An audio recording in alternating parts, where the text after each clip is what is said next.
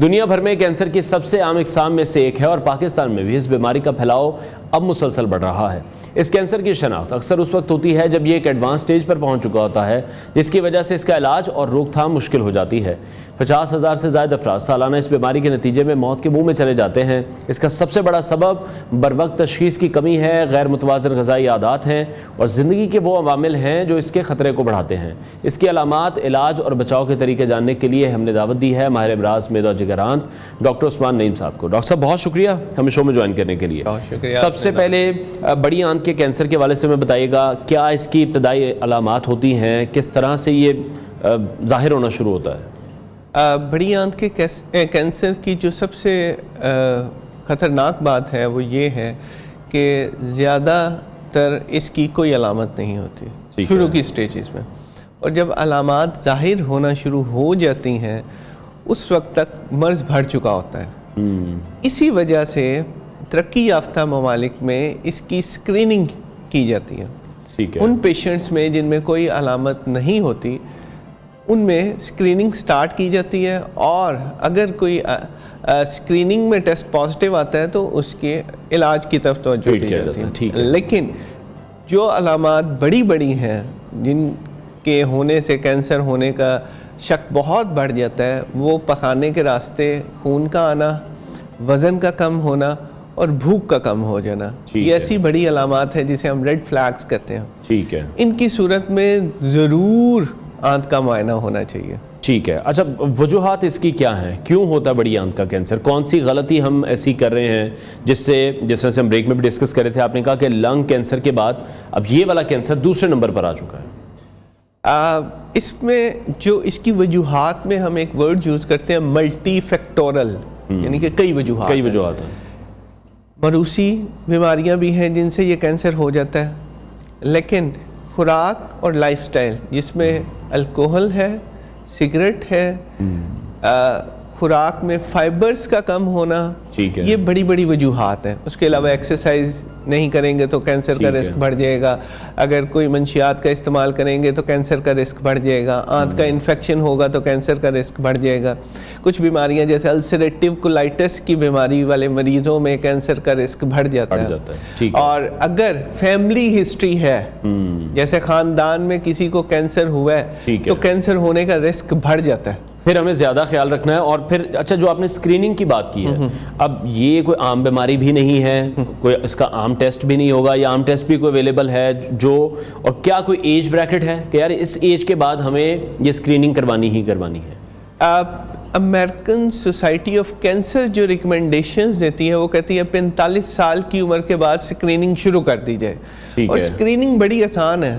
پخانے کے سیمپل میں انہوں نے دیکھنا بلڈ تو نہیں آ رہا، وہ 3 سیمپل چیک کرنے ہیں، اگر نہیں آ رہا تو اسکریننگ نیگیٹو ہے، بات ختم ہو گئی۔ ٹھیک ہے، اور برٹش سوسائٹیز کچھ ریکمینڈ کرتی ہیں 50 سال کی عمر سے یہ شروع کر لیں، اور ہر سال ایک سٹول کا سیمپل چیک کرواتے ہیں once a year۔ اگر سٹول میں بلڈ آ گیا ہے تو پھر کیمرے سے آنت کا معائنہ کرنا۔ ٹھیک ہے، اگر کولونوسکوپی کیمرے سے آنت کا معائنہ پیشنٹ ریجیکٹ کر دیتا ہے، نہیں کرواتا، تو ہمارے پاس الٹرنیٹ ہے لیکن وہ کم فائدہ مند ہے کولونوسکوپی کے بجائے۔ ٹھیک ہے، تو ہمارے پاس آپشنز بہت ہیں، لیکن اویئرنیس ہوگی تو مریض کروائے گا۔ ٹھیک ہے، اور کون کون سی اس کی سٹیجز ایسی ہیں جو کہ کیوریبل ہیں؟ جیسا کہ میں نے انٹرو میں بھی دیکھا آپ نے کہ لکھا یہ ہوا ہے کہ ایڈوانس سٹیج پر پہنچ جاتا ہے پھر پتہ چلتا ہے، تو سٹیجز اس سے پہلے کون کون سی ہیں جو ٹریٹیبل ہیں، اور اگر ایڈوانس سٹیج پر بھی پہنچ گیا ہے تو کتنے چانسز ہیں پیشنٹ کے سروائیو کرنے کے؟ اچھا، اس میں 2-3 چیزیں آپ نے پوچھی۔ سب سے پہلے کہ ایڈوانس سٹیج پر پہنچتا کیوں ہے، اس کی 2 وجوہات ہیں، اسکریننگ نہیں ہو رہی، اور دوسرا شروع میں جو کینسر ہے اس کی علامات نہیں ہیں۔ ٹھیک ہے، اب ایڈوانس سٹیج پر جب پہنچ جاتا ہے اس کا علاج ممکن ہے، ہاں بہت دفعہ ممکن ہے، لیکن کچھ دفعہ ممکن نہیں بھی ہوتا۔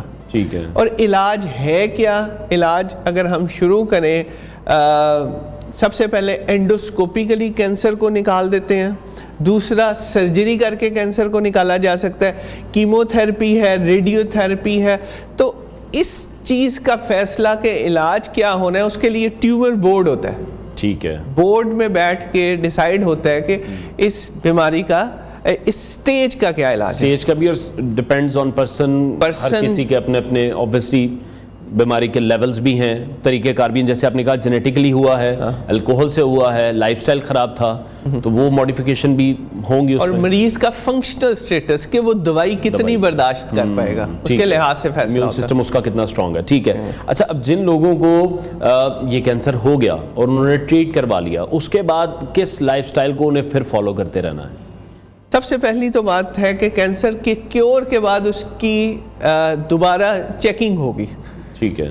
ایک خاص وقفے کے بعد کچھ بلڈ کے ٹیسٹ ہوں گے، کچھ کیمرے والے ٹیسٹ ہوں گے کہ دوبارہ اگر ہونا شروع ہو تو پکڑا جائے. اور یہ کتنے چانسز ہوتے ہیں کہ دوبارہ بھی یہ ہو سکتا ہے؟ کم چانسز ہیں. کم چانسز. کم chances ٹھیک ہے. ہیں. کیونکہ کینسر کے بارے میں ہم یہی سنتے ہیں کہ جی دوبارہ سے ایکٹیو ہو گیا. چانسز ہوتے ہیں کیونکہ جو رسک فیکٹر پہلے تھے وہ اب بھی موجود ہیں.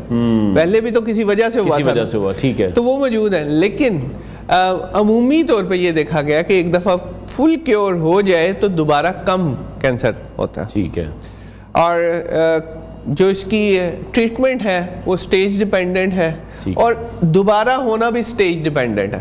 ٹھیک ہے. اور پھر کیا موڈیفیکیشنز کیا ہیں جو پھر ہمیں اپنے لائف سٹائل میں کرنی ہے؟ وہ لوگ تو کریں ہی کریں جن کو شکر ہے نہیں ہوا، جن کو ہو گیا ان کے لیے موڈیفیکیشن کیا، ان کے لائف سٹائل میں، ان کی ڈائٹ میں؟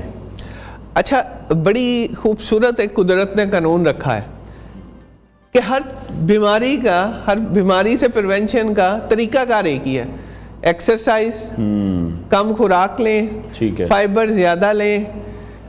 انسان کی جو کریشن ہے وہ اس طرح ہوئی کہ کبھی کبھی گوشت ملے، روز سبزی ملے، لیکن ہم نے اس کا الٹ کر دیا. بالکل ٹھیک تو ہے. اسی اگر آپ فارمولے پہ واپس چلے جائیں کہ سبزیاں فائبر زیادہ لیں، گوشت کی مقدار کم لیں، ایکسرسائز کریں، سموکنگ نہ کریں، الکوہل نہ لیں، تو پریونشن ہر بیماری سے ہو سکتا ہے. ٹھیک ہے. اچھا، یہ جو بیماری ہے اس کا اثر ہماری صرف جسمانی صحت پر ہوتا ہے یا پھر ذہنی صحت پر بھی ہوتا ہے؟ اسپیشلی یہ بھی کہا جاتا ہے بہت سی کینسر میں ایسی تھراپیز ہیں یا میڈیسن ہیں یا ہم کیمو تھراپی کی بات کرتے ہیں جو آپ کو مینٹلی پھر بہت ڈسٹرب کرتے ہیں. ہاں، سوشل اینڈ سائیکولوجیکل ایفیکٹ یہ صرف مریض کی ذہنی صحت پہ نہیں ہوتا، خاندان کی ذہنی صحت پہ ہوتا ہے اس کا اثر.